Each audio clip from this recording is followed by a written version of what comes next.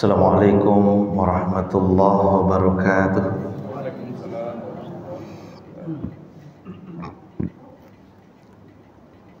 Bismillah walhamdulillah alladzi arsala rasulahu bil huda wa dinil haqq liyuzhirahu 'ala ad-din kullih wa kafa billahi shahida.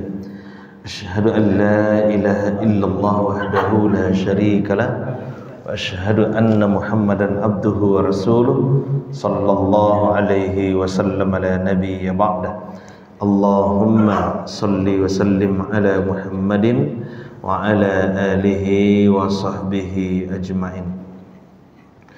Bapak pengurus beserta jajaran kepengurusan beliau yang sama kita hormati, Bapak Ibu, tokoh masyarakat, tokoh agama, guru-guru kita, imam kita yang kita muliakan, Bapak-bapak, ibu-ibu yang dirahmati dan dimuliakan oleh Allah Subhanahu wa taala. Syukur alhamdulillah kita ucapkan kehadiran Allah. Salawat dan salam semoga tetap tercurah kepada baginda Rasulullah Muhammad sallallahu alaihi wasallam. Allahumma salli ala Muhammad wa ala ali Muhammad. Allahumma bika asbahna wa bika amsayna wa bika nahya wa bika namut wa ilaikan nusyur. Baik Bapak Ibu, kemarin bahasan kita sampai pada sifat shaffur rijal wan nisa khalfal imam. Tata cara mengatur shaf laki-laki dan perempuan di belakang imam. Ya sampai situ. Aturannya laki-laki dewasa, laki-laki anak-anak, perempuan anak-anak, perempuan dewasa. Yuk. Bagian berikutnya, mawatin al-fadilah fis sufuf, tempat-tempat yang utama di dalam saf itu. As-safful awal afdal min as-saffis tsani. Saf yang pertama lebih utama daripada saf yang kedua. Saf yang pertama lebih utama daripada saf yang kedua. Maka ketika mengatur saf Bapak Ibu ndak ada batulak-tulak, barabuilah ke saf yang pertama tu. Papa yang utama kali. Aku silakan. Akan ada yang menteri itu kan. Majulah dulu, silakan maju. Ndak ada Bapak Ibu. Kalau untuk pengaturan saf awak harus ego di situ. Ya, awak harus ego di situ. Nah, ego itu mukasinya memang awak berburu untuk mendapatkan saf yang pertama itu. Berburu untuk mendapatkan saf yang pertama. Cuman ya seperti yang sering juga kita sampaikan, untuk bagian-bagian tertentu seperti ini yang di wilayah ini yang akan menjadi wakil imam nanti itu atau pengganti imam, maka hendaknya orang-orang yang memang siap juga secara fisik dan mental akan menjadi imam. Itu aja. Nah, dan Bapak Ibu, saf yang pertama itu sama.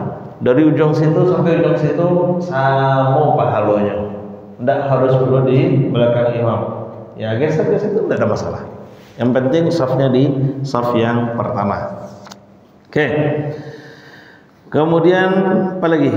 As-safful awal afdal min as-saffil tsani. Fallahu azza wa jalla wa malaikatahu yusalluna 'ala as-saffil awal. Wa qad da'a an-nabi sallallahu alaihi wasallam lis-saffil awal 3 wa lis-tsani wahidah. Nah, Allah azza wa jalla dan malaikatnya itu bahkan lebih memuliakan orang-orang yang hadir di saf yang pertama. Maka Nabi sallallahu alaihi wasallam menyeru untuk orang-orang supaya di saf yang pertama sampai 3 kali. Sementara di saf yang kedua itu hanya 1 kali dan seterusnya. Gitu dia. Maka yang tadi tagak di saf yang kedua besok berabui ke saf yang pertama. Yang penting jangan bercakap segera-gara itu. Nah, dan jangan pula mencater mengkapling wilayah. Ya, kan juga sering tu terjadi Bapak Ibu, nyokapling no dulu sebelum nyotibu kan. Ya, nyolataan sajadahnya di situ dulu, ikut tampil ambo beko. Ndak boleh dianjak-anjak itu. Orang kari rayo coba untuk itu tuh. Ya. Kalau awak kari rayo lain ndak untuk itu tuh kan? Kalau awak kari rayo kan ndak untuk itu. Kalau orang kari rayo ya untuk itu nak. Iya. Ya, dan bedonya Bapak Ibu, orang tuh nyo ndak pernah datang ke musaji, tahu-tahu subuh di 1 Syawal tuh nyo mencogok ke musaji, nyo bawa sajadah Turki nan paling rancaknya tuh. Nyo letakkan di saf yang pertama. Ya, itu pernah juga kejadian. Wa yaminu safful awwal min yasari. Dan saf yang pertama itu hendaknya dikekanankan. Ini terutama untuk yang laki-laki kan, hendaknya dikekanankan. Jadi memilih melengkapi saf itu Bapak Ibu kan imam makmumnya itu kan kalau makmumnya itu hanya 1 orang itu kan sejajar dengan imam. Atau kalau Bapak Ibu dia begini, kalau makmumnya itu anak-anak maka sejajar dengan imam. Di sebelah kanan imam. Tapi kalau makmumnya orang dewasa boleh sejajar dengan imam, boleh di belakang imam sedikit. Begitu dia. Baku anak-anak harus sejajar di imam untuk menjago anak tuh, untuk itu Bapak Ibu. Nah, dan Nabi kan pernah menarik Anas ke depan supaya sejajar dengan beliau. Oke, nah nanti kalau seandainya ada makmum yang datang, cara masuk ke dalam rombongan saf, caranya Bapak Ibu sudah pernah dulu rasanya? Tokok pundak ya Pak. Tokok pundak itu awak masuk ke dalam sholatnya dulu, jangan di luar sholat. Ya, masuk awak ke dalam sholat, artinya awak ikut gabung sholat dulu, baru awak tokok pundaknya. Nah ini juga sering terjadi itu kan, nampak orang sholat surang, tokok pundaknya dulu, baru awak bertakbir, Allahu Akbar. Seharusnya tidak. Kalau awak tokok pundaknya dulu, sementara awak alun sholat, berarti kan awak bebas tuh, orang bebas kan, tidak sholat kan, berarti awak menggaduh orang sedang sholat. Berarti ini sering terjadi Bapak Ibu, bahkan ini kesalahan yang sangat fatal. Ya, nyotokok pundaknya dulu barunya masuk, Allahu Akbar. Harusnya masuk dulu Allahu Akbar, baru tokok pundaknya.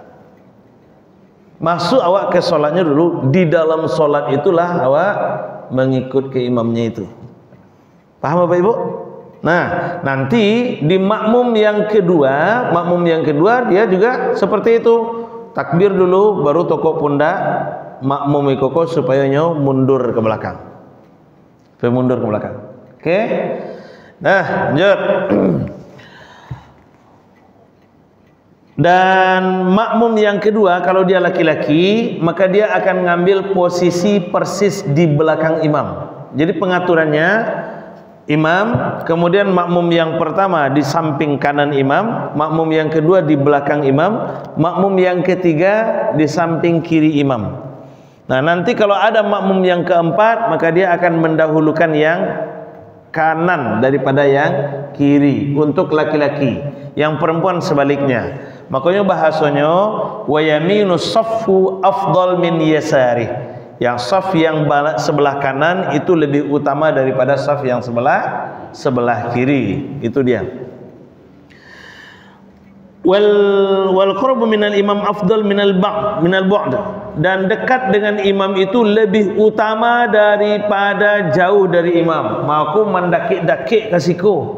Ya, walaupun beko ikoko Bapak Ibu, fadilahnya sama di saf yang pertama, tapi mendekat ke imam itu lebih utama.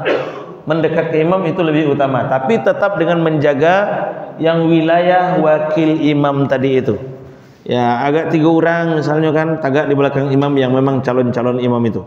Fa idza taqarraba aw yusawwi al-yamin wasyimal falyamin afdal. Apabila sama yang kanan dengan yang kiri, maka yang kanan itu lebih utama. Wa idza kana al-yamin ab'ad falyasar afdal. Apabila yang kanan itu sudah jauh, maka yang kiri itu lebih utama.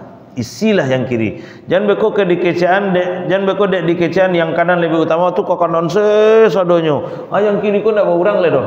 Ndak lo seimbang beko. Ba kece urang karam kapa ko barek sebelahnya kan. Itu dia. Oke. Ahlus saful awal. Siapa yang menjadi ahlus saful awal? Orang yang pemilik saf yang pertama.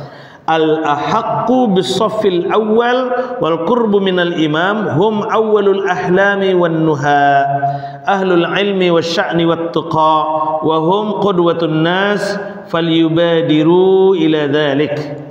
Orang yang paling berhak untuk saf yang pertama itu adalah orang yang diupayakan, orang yang ahlam wan nuha, orang yang punya keilmuan dan keahlam. Ahlam ini hilmi, orang yang punya kemanisan ilmu. Ya, wan nuha yang menjalankan perintah dan menjauhi larangan. Ahlul ilmi wasya'ni wat-tuqa, punya ilmu tentang fikih salat, wat-tuqa, dan bertakwa kepada Allah Subhanahu wa taala. Wa hum qudwatun nas, dan dia menjadi contoh teladan bagi manusia yang lain. Was-safful awwal haqqun likulli muslim, dan saf yang pertama itu hak setiap muslim. Jadi semua orang sebenarnya berhak untuk mendapatkan saf yang pertama itu, sawa'un kana kabiran aw saghiran, baik itu orang besar ataupun anak kecil, orang dewasa ataupun anak kecil. Fala yajuzu ib'adus sibyan anis saffil awal. Ini juga sering Bapak Ibu. Fala yajuzu ib'adus sibyan anis saffil awal. Tidak boleh menjauhkan anak-anak dari saf yang pertama. Mukasinya apa tuh? Tadi kan disuruh di belakang Ustaz. Mukasinya kalau anak-anak tulah tagak di saf yang pertama, jangan dianjaknya. Acok nampak itu tuh kan, kokolah sedang berbaris kuah. Beliau kok tiba-tiba masuk jadi masbuk, nyu anjaknya anakku ke sebelah siku, anyu tagak situ leh.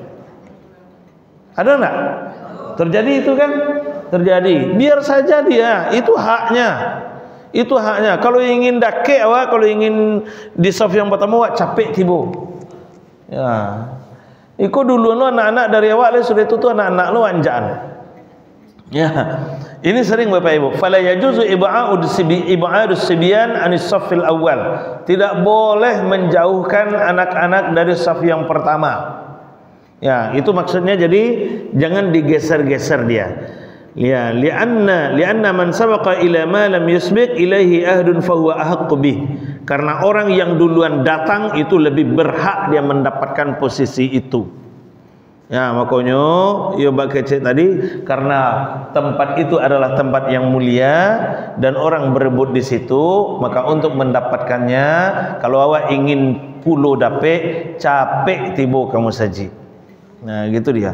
Maka Bapak Ibu, tidak ada tawar-menawar untuk mendapatkan fadilah yang utama itu. Tawar-menawar aja bagi tadi, majulah, majulah. Kadang-kadang ada lo kawanku ndak namuhnya maju-majunya, dia biarlah di saf yang belakang dan biarlah di sudut-sudut menjaga pintu saya. Sudah itu bekau assalamualaikum hilang leh. Nah, itu dia. Oke. Wa ib'aduhum yaj'alus sibyan yukrihuna al-masajid walladzina ab'aduhum wa yajma'uhum 'anil la'bi khalfas saf, dan membuat mereka menjauhkan anak-anak itu makruh hukumnya.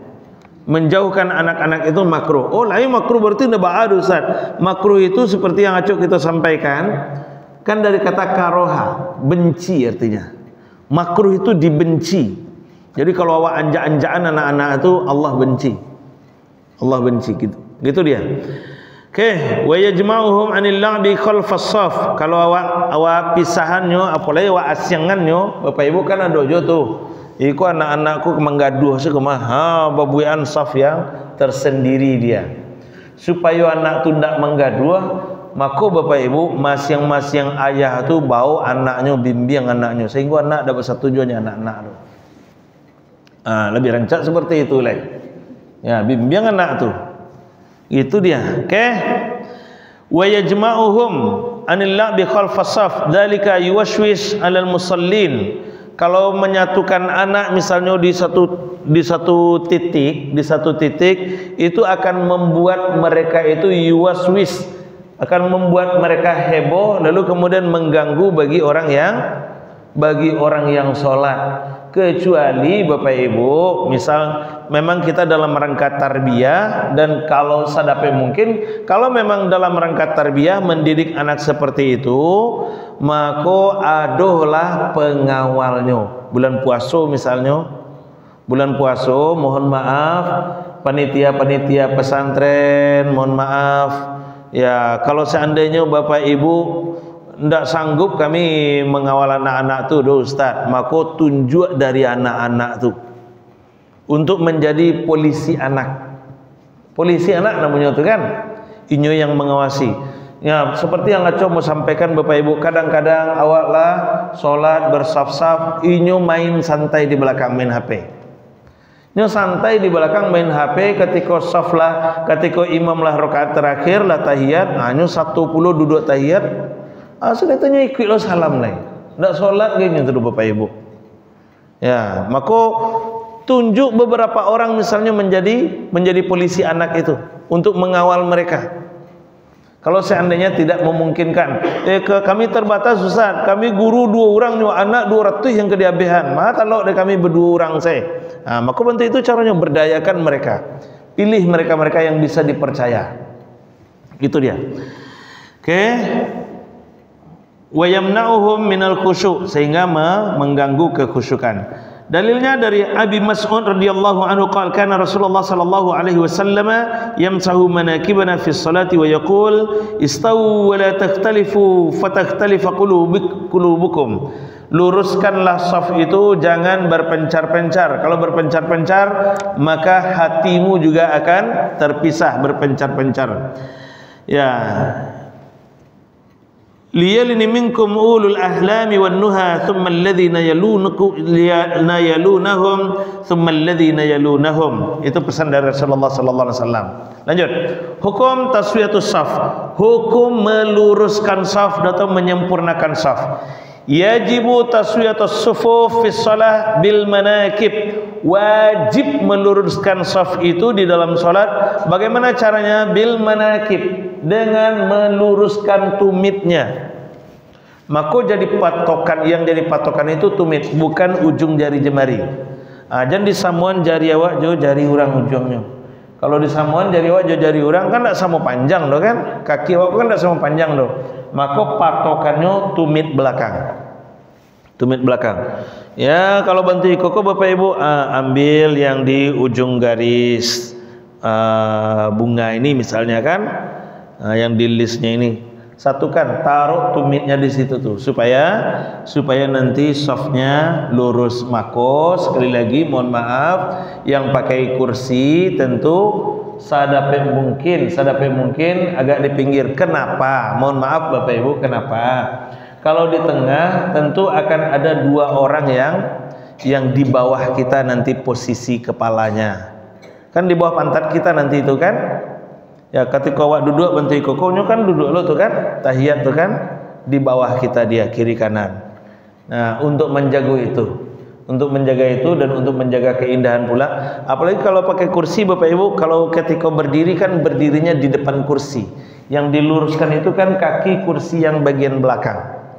Maka ambil kursi yang kecil lah itu seperti itu ya Bu. Alhamdulillah itu kursi kecil itu kan, sehingga tidak terlalu lebar, tidak terpisah kita dengan jemaah yang lainnya.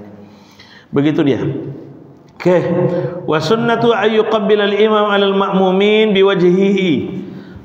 Sunnah bagi imam menghadap kepada makmumnya untuk mengingatkan makmumnya. Jadi caliak. Maka Bapak Ibu ketika imam mengecani istau kata imam tu kan, imam tu caliak kaki, caliak pulo wajahnya, tidak wajah-wajah kusui di belakang. Itu dia. Kalau wajah-wajah kusui di belakang jangan lama-lama mana jadi imam lain. Oke. Dicaliak. Sawu sufufakum, banyak bahasa peringatan itu di beberapa hadis muttafaqun alaih. Sawu sufufakum fa inna taswiyatas sufuf min iqamatis shalah. Sempurnakan safmu, karena kesempurnaan saf itu menentukan kesempurnaan salat. Luruskan safmu, karena lurusnya saf itu akan menyempurnakan salat. Hadis muttafaqun alaih, Al-Bukhari dan Muslim. Aqimu sufufakum wa tarasu. Aqimu sufufakum wa tarasu. Akhrajahu al-Bukhari. Hadis riwayat Imam Al-Bukhari. Ini yang sering dipakai oleh Imam Masjidil Haram kan? Istau wa'tadilu wa tarasu katanya. Banyak Bapak Ibu beberapa kalimat. Ada juga yang istau saja, istau katanya 3 kali. Hadis riwayat Imam An-Nasa'i. Beberapa perintah untuk mengingatkan makmumnya dengan melihat ke arah makmum. Bahkan Nabi, Bapak Ibu, ada satu riwayat yang menyebutkan Nabi sampai menghunus pedang untuk meluruskan. Itulah ibaratnya, supaya apa? Supaya lurus saf itu. Oke, sifat imamatul sibyan wan nisa. Keimaman anak-anak dan perempuan. Bolehkah anak-anak atau perempuan menjadi imam? Pernah enggak ibu-ibu menjadikan anak awak menjadi imam? Enggak ada dah. Kok solat di rumah misalnya, aduh anak awak, cucu awak umur 4 tahun, 5 tahun atau 6 tahun disuruhnya jadi imam awak. Enggak ada dah. Lah ibu, suruhnya untuk melatih Ayo. Bila laki-laki itu jadi anak-anak itu boleh jadi imam, atau perempuan itu boleh jadi imam. Kalau perempuan aja jelas tuh. Perempuan tidak boleh menjadi imam kecuali makmumnya juga perempuan, kan? Perempuan tidak boleh menjadi imam kecuali makmumnya juga perempuan. Dan bedanya, kalau imam laki-laki dia terpisah dengan makmumnya, kalau imam perempuan di dalam saf makmumnya. Itu bedanya. Jadi kalau ibu-ibu, misal ibu-ibu majelis taklim tidak ada imam misalnya kan, maka awak yang jadi imam. Jangan sampai tidak solat berjamaah. Tagak kiri kanan orang jamaah awak tu. Nah, kalau seandainya itu solatnya solat jahar, boleh kita mengeluarkan suara yang cukup terdengar oleh orang kiri kanan samping satu samping kiri satu samping kanan. Dah cukup itu. Ndak kareh-kareh lo pakai mic. Jangan pakai mic lo ibu-ibu jadi imam. Nah, itu dia. Oke. Tapi kalau anak-anak bagaimana? Idza amman al-imam sibbiyin aw akthar wa qad balagha sab'an ja'alahu ma khalfah. Ya, fa in kana wahidan ja'alahu an yaminih wan nisa tasuffu khalfas sibyan. Apabila berjamaah anak-anak, ya, idza ammal imam, apabila imam mengimami as-sibbiyin, para anak-anak, satu orang au aktsar, as-sibbiyin, para anak-anak yang banyak, wa qad balagha sab'an, bahkan sampai 7 orang, ja'alahu, dari 2 sampai 7 orang, ja'alahu ma khalfahu, maka posisikan dia di belakang imam. Artinya apa? Kalau awak jamaah awak tu cuma anak-anak senyo, Pak guru TK misalnya, nah ikut imam, maka anak-anak kalau 2 bahkan lebih dari itu, maka posisikan di belakang. Fa in kana wahidan, kalau anak-anak itu 1 orang, kalau anak-anak itu 1 orang, ja'alahu an yaminihi, letakkan dia di sebelah kanan. Itu yang bersabui tadi. Kalau anak-anak makmum awak misalnya, maka baunya ke daki awak. Begitu dia. Ya, baunya letaknya di sebelah kanan awak. Wan nisa, sementara kalau itu makmumnya itu perempuan, tasuffu khalfas sibyan. Kalau yang ada makmum perempuan, maka posisinya di belakang anak-anak. Ini sudah kemarin. Wa yasihu adhanus sibyi al-mumayyiz wa imamatahu fil fardhi wan nafal. Dan sah azannya anak-anak. Nanti ada bagian bab azan Bapak Ibu. Azan ini punya ketentuan tersendiri. Ada fikih azan namanya. Nah, kemarin kan ada tersebar flyer penerimaan imam dan muazzin Masjid Raya Ahmad Khatib Al-Minangkabawi. Jadi kok ada misalnya dun sana awak anak keluarga kemenakan segala macam yang berminat menjadi imam dan menjadi muazzin di Masjid Raya Ahmad Khatib Al Minangkabawi, boleh silakan daftar. Diseleksi itu Bapak Ibu. Syarat utamanya kalau yang menjadi imam itu minimal hafal Quran 10 juz dan paham fikih salat. Kalau yang menjadi muazzin minimal hafal Quran 1 juz dan faham fikih azan. Jadi ada fikih azan itu. Ada fikih azan Bapak Ibu. Di sini juga ada bagiannya yang khusus membahas azan dan iqamah. Jadi ada ketentuannya. Oke, nanti kita akan bahas lebih detail. Tapi sah azannya anak-anak, kapan azan anak-anak itu sahnya? Kalau dia sudah mumayyiz. Mumayyiz itu lah tahu salah bana, lah tahu mana nelok mana burak. Mumayyiz namanya. Ya kira-kira barang umurnya kira-kira 7 tahun. Ya kan makanya Bapak Ibu, anak kalau lah umur 7 tahun kan diperintahkan sholat lah itu kan. Suruhlah anakmu kalau sudah berumur 7 tahun dan pukullah dia kalau sudah berumur 10 tahun kalau tak sholat juga. Kalimat pukul itu bukan berarti Islam itu kejam Bapak Ibu.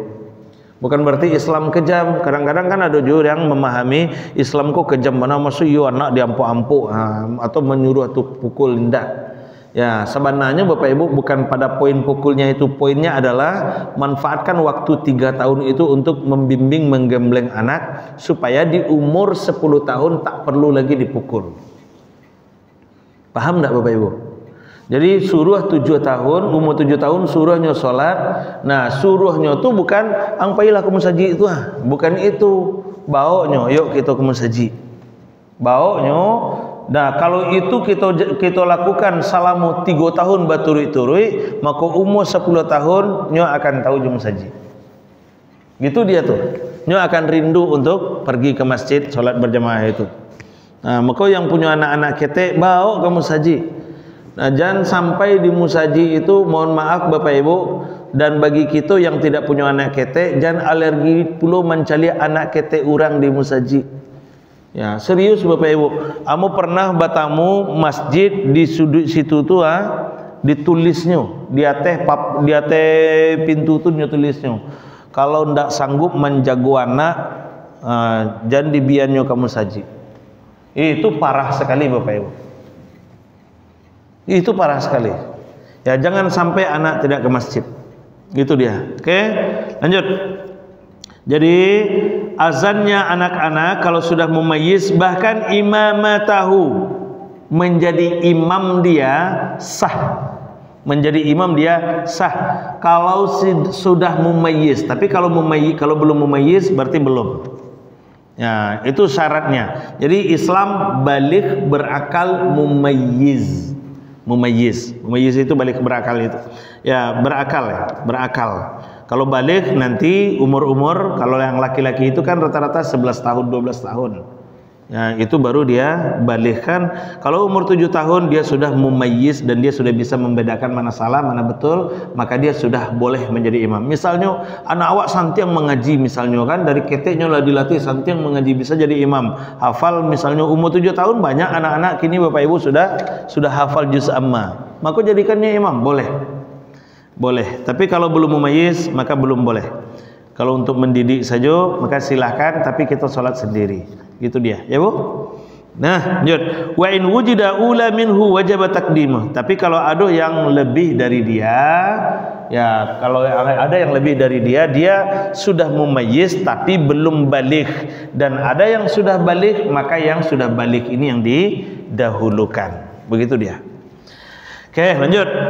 Wa kullu man sahhati salatahu sahhati imamatahu, dan siapa yang sah salatnya berarti sah pula imamnya, keimamannya, walau kana ajizan anil qiyam awir ruku' wa nahwiha, walaupun dia berat untuk berdiri atau ruku'. Jadi kalau seandainya seseorang itu dia menjadi imam tapi nyo ndak taluk ruku', ndak taluk tagak dohnya salatnya salat duduk, maka bolehkah dia jadi imam?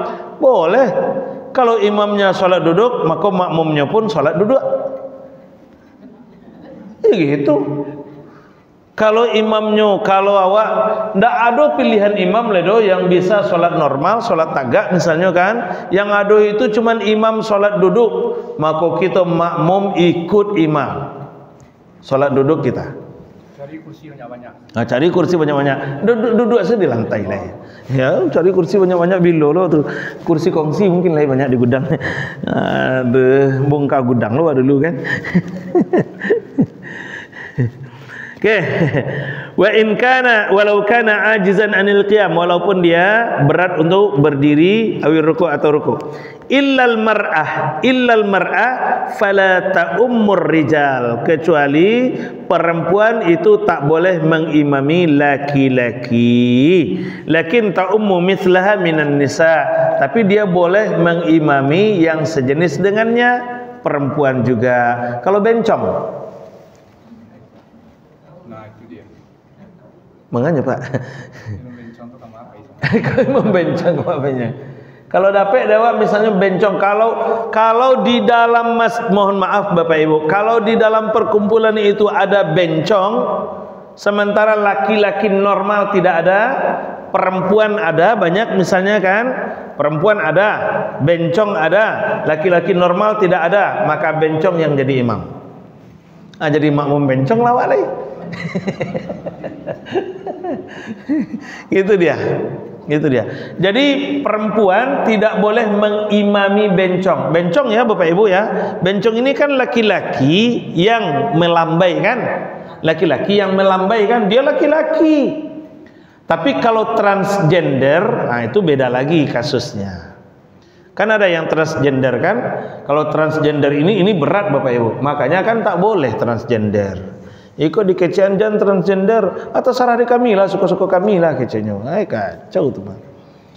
Ya, transgender ko dan bedonya Bapak Ibu, kamanya ke masuk. Ya, harusnya nyoba sarung, kini nyoba talakuang kan? Ya, harusnya nyoba sarung, kini nyoba talakuang. Kamanya ke masuk Bapak Ibu. Harusnya nyoba bini, kini balaki. Harusnya bini. Pujan leher mana? Ya. Kamanya kamu masuk, coba Bapak Ibu. Nyo masuk kamu saji pakai talakuang. Boleh nanya masuk ke dalam barisan ibu-ibu? Tak boleh. Tak boleh Bapak Ibu. Karena dia awalnya jenisnya laki-laki, dia kembalikan ke hukum asalnya. Bisa rusak saf ibu-ibu. Apalagi kalau sampai bersentuhan pula dengannya, batal itu. Kalau dalam mazhab Syafi'i kan, batal, tak boleh Bapak Ibu. Maka bedo, makanya jangan macam-macam perangai itu kan. Nah, dia agih berburu batu katuka loh deh. Ya, bedo. Dan lebih bedonya kalau nyolah meninggal. Ba'a mendoakannya. Allah maghfir lahu atau Allah maghfir laha. Ini laki-laki. Yang memandian Ustaz. Yang memandian beda. Kalau memandian itu keluarganya, Pak sarahnya lah kan. Biarlah keluarganya Sendosa wak satu-satu. Jangan satu-satu lo. Weh, abu penasaran mah biarlah mau mandian jangan. Kau udah penasaran lo kan? Baru bantu orang transgender kau penasaran biarlah mu yang memandian jangan. Biarlah keluarganya yang mandian. Oke Bapak Ibu.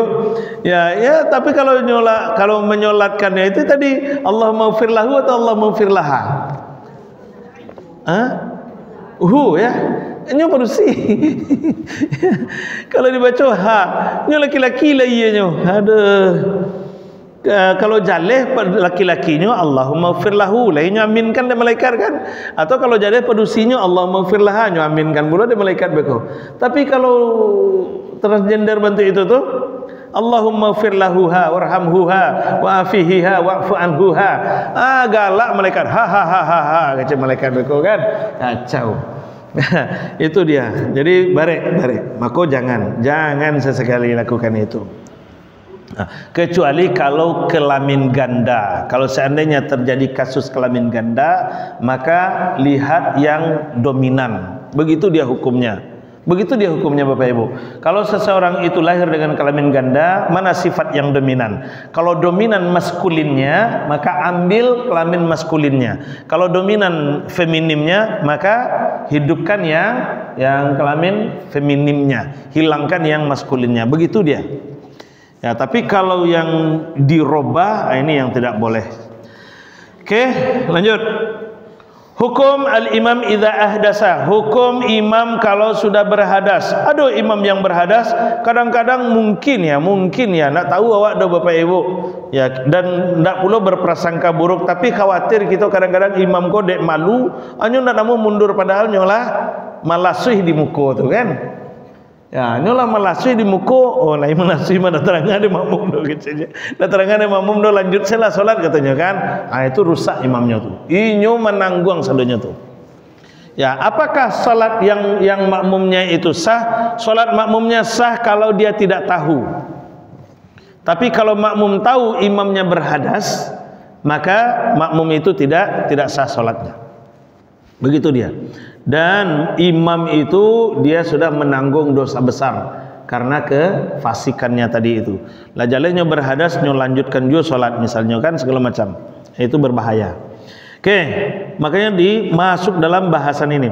Idza ahdatsal imam athna as-shalah qata'u salatahu wastakhlafa may yukammilu bil ma'mumin salatahum.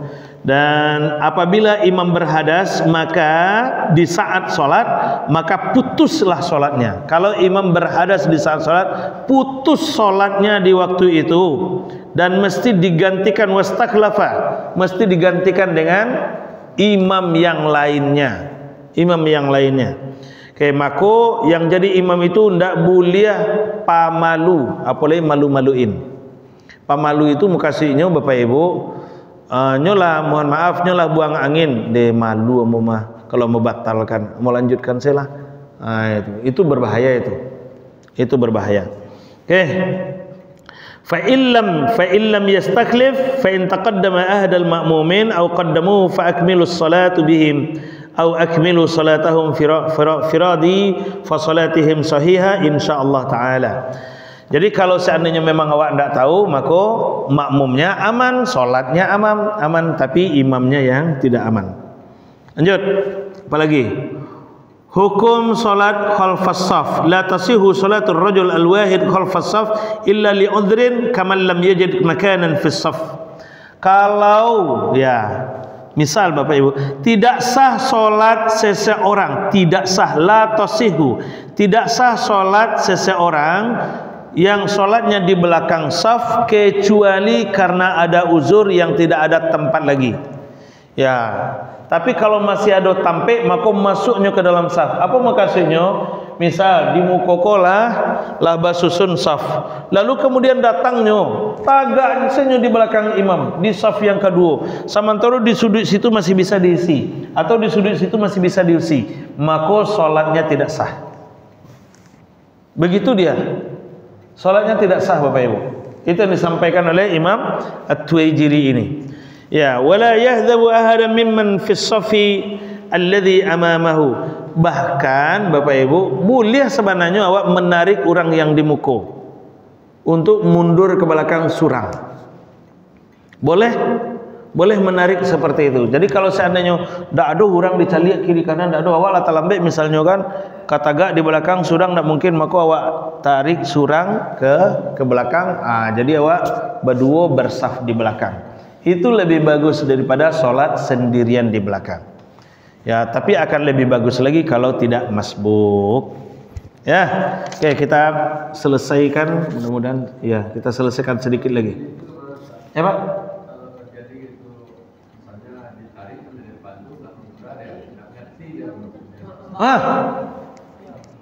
Birangnya Pak, mengapa orang dia lelo kok kecilnya kan? Ya, mengapa orang dia lelo ke belakang wak kecilnya kan? Nyo sedang salah lama. Kalau anak-anak yo masih lumayan yo lah. Iko orang gaek kan? Itu masalahnya. Makanya selesai subuh tu jangan pulang dulu kan, danga kaji dulu. Ya, gitu masalahnya Pak itu. Ya, selesai subuh danga kaji dulu, jangan pulang saya. Dekat mix dia. Selesai subuh jangan langsung pulang dengan kajinya dulu. Kalau seandainya awak tak sasa ustaz tak sempat ledo, itu dengarkan YouTube-nya. Nah, itu ada rekamannya, maka dengarkan itu. Ya, iko cari YouTube-nya dulu dengan tangan do. Baraja ndak namuah di kecean mengareh lo begitu. Itu nan kacau tuh Bapak Ibu. Baraja ndak namuah di kecean mengareh lo.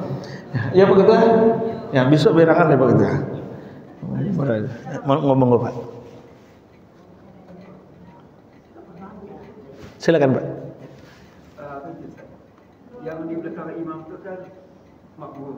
Itu kan bisa dipanggil dengan imam. Jadi beratas. Berapa jarak antara saf dan sejadah? Imam dengan makmum. Saya kan pernah cuma tiga rakaat. Ya. Bara jaraknya saf imam dengan saf makmum 3 zira'. 3 zira'.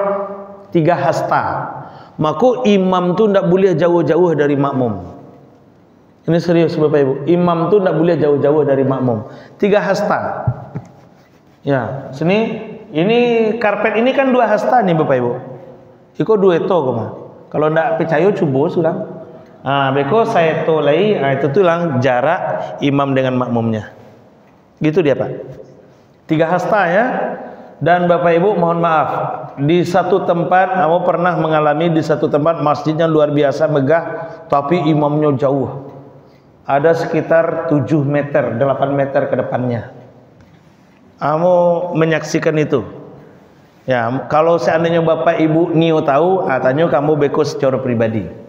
Kalau kini tidak mungkin, kan? Tidak mungkin mau sampaikan. Serius, itu tidak boleh. Tidak boleh Bapak Ibu.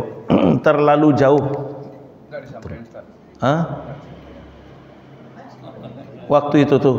Iya, sesudah sholat enggak Ustaz. Enggak, waktu itu tuh kamu lupa menyampaikan imamnya terlalu jauh. Ya serius Bapak Ibu. Kamu pernah khutbah di situ. Ya. Habis itu kamu enggak nio ke situ lihat.